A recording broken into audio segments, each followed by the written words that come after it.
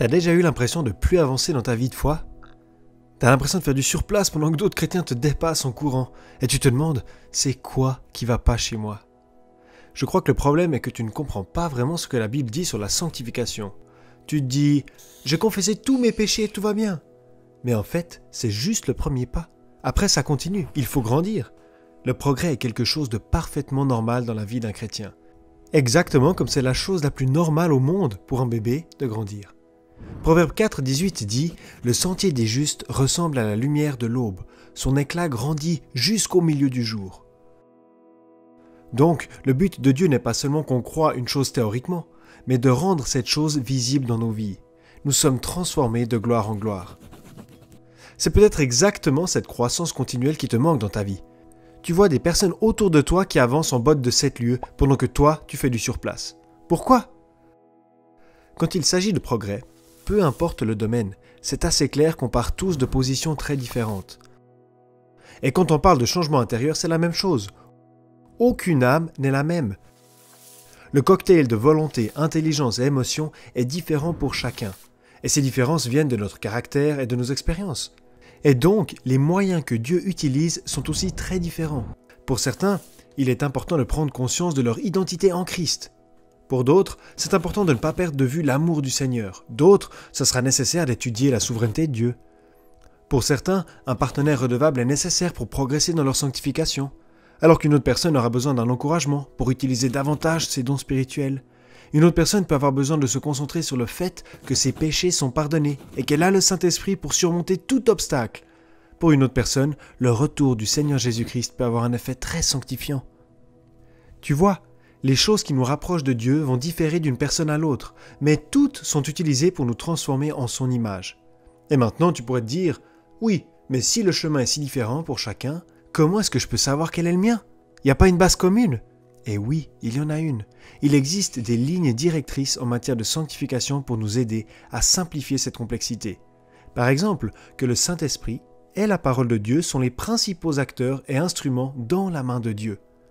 Dans les prochaines minutes, on va examiner ces points communs pour que tu puisses comprendre ces lignes directrices et les appliquer à ta situation spécifique. Avant d'expliquer comment on peut vivre des vies plus saintes, on doit d'abord se mettre d'accord sur la définition de saint. La sainteté est importante. La Bible nous dit que sans elle, personne ne verra le Seigneur. Donc, vaut mieux ne pas se planter sur cette question. La sainteté est généralement définie comme l'unicité ou la particularité de Dieu. Ça veut tout simplement dire que Dieu est très différent de tout ce que tu peux voir dans la création. Vraiment complètement différent. Et c'est de là seulement que découle la composante morale. La sainteté est aussi souvent considérée comme la pureté, par opposition à la corruption et au péché de l'homme. La sainteté est donc l'essence de Dieu. Dieu est saint. Qui est semblable à toi parmi les dieux éternels? Qui est comme toi, magnifique de sainteté, redoutable, digne d'être loué, capable de faire des miracles? Et cette unicité de Dieu se manifeste souvent comme une majesté inviolable, menaçante et effrayante, mais aussi comme une puissance d'attraction, de ravissement, de bienveillance et de bénédiction qui se manifeste dans le jugement, la justice et l'amour.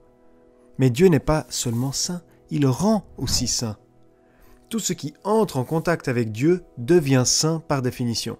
Par exemple, le peuple d'Israël, les prêtres, certains lieux de culte, des objets, etc. Alors que dans l'Ancien Testament, il pouvait vraiment s'agir de n'importe quoi, dans le Nouveau Testament, l'accent est mis sur une seule chose, l'homme. Dieu veut sanctifier les personnes. Regarde comment ça fonctionne. Dieu sanctifie l'être humain en le séparant du profane, du monde, et en l'attachant à lui-même.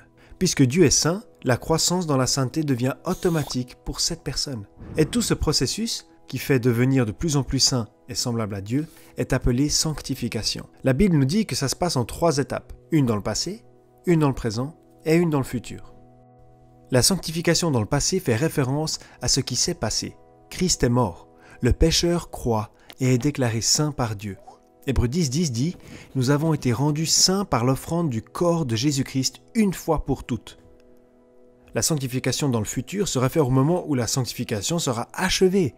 Les chrétiens seront aussi parfaits que le Christ est parfait. Waouh, c'est plutôt génial, non? Finalement, la sanctification présente, comme le dit Hébreux 2.11, est une sanctification quotidienne. Chaque jour, les chrétiens deviennent un peu plus semblables au Christ. t'en es où toi? Si t'es chrétien, alors t'en es là, au plein milieu de la bataille. D'un côté, t'es déjà sanctifié, et d'un autre, t'es encore en train de le devenir. Ça semble super bizarre. On dirait plutôt, soit t'es en bonne santé, soit t'es malade. Mais c'est pas si simple. Voilà un exemple qui va t'aider. Voilà Toby.